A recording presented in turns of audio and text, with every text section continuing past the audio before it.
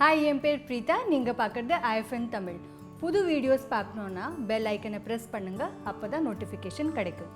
இன்றைக்கி நம்ம குழந்தைங்க விரும்புகிற ஒரு சூப்பரான ஸ்நாக் உருளைக்கிழங்கு போட்ட லாலிபாப்ஸ் எப்படி பண்ணணுன்னு பார்க்க போகிறோம். பார்க்கலாமா?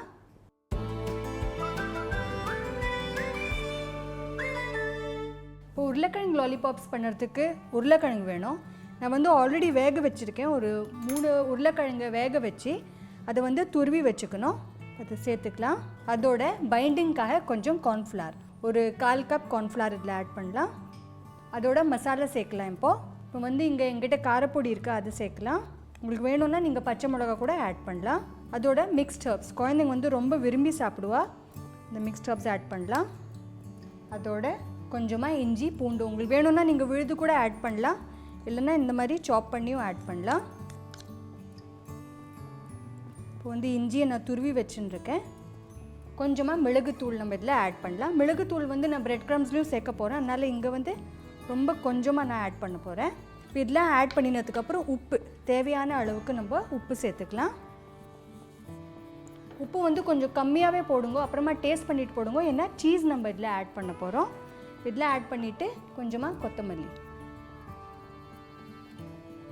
எல்லாத்தையும் சேர்த்துட்டு இது நல்லா மிக்ஸ் பண்ணிடலாம்.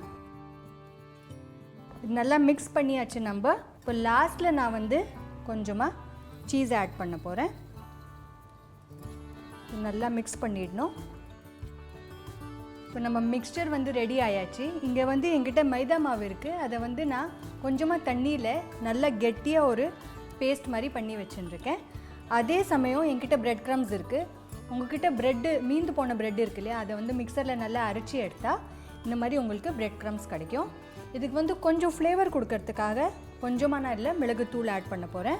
அண்ட் தேவையான அளவுக்கு கொஞ்சமாக உப்பு. இது நல்லா மிக்ஸ் பண்ணிவிட்டு வச்சுடலாம். நம்ம இது ரெடி ஆயாச்சு. இப்போ நம்ம டிப்பிங் அண்ட் க்ரம்பிங் ப்ராசஸை ரெடி பண்ணலாம். உங்களுக்கு எந்த சைஸில் இந்த மாதிரி உருண்டை பண்ணோன்னா அது நீங்கள் டிசைட் பண்ணலாம். கொஞ்சம் பெருசாக வேணும்னா பெருசாக பண்ணலாம், இல்லை இந்த மாதிரி குட்டி குட்டியாக கூட பண்ணலாம். ஒரு 2-3 ஆல்ரெடி ஷேப் பண்ணி வச்சுக்கிறேன்.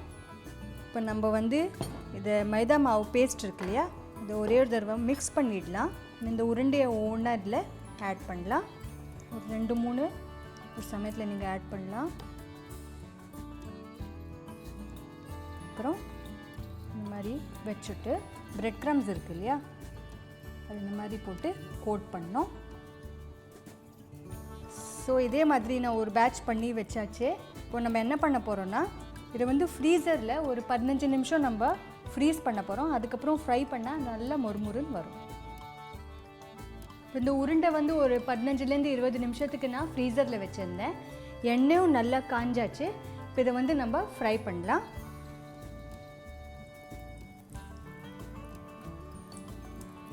இப்போ நிறைய சேர்க்காதீங்கோ.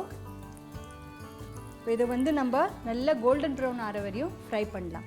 இப்போ இதில் நான் கரண்டி விட மாட்டேன். கொஞ்சம் இது நல்லா ஃப்ரை ஆனதுக்கப்புறம், கொஞ்சம் கலர் மாறினதுக்கப்புறம் இது நம்ம கொஞ்சம் மிக்ஸ் பண்ணலாம். இது ரெடி ஆயாச்சு. நல்ல கோல்டன் ப்ரௌன் கலர். இது நம்ம எடுத்துடலாம். இப்போ பார்த்தீங்களா, சுவையான உருளைக்கிழங்கு லாலிபாப் ரெடி. உங்களுக்கு இந்த மாதிரி டூத்பிக் யூஸ் பண்ண வேணாம்னா நீங்கள் ஐஸ்கிரீம் குச்சி கூட இதில் யூஸ் பண்ணலாம். ரெசிபி பிடிச்சதுன்னா லைக், ஷேர் அண்ட் சப்ஸ்கிரைப் பண்ணுங்கள் IFN தமிழுக்கு.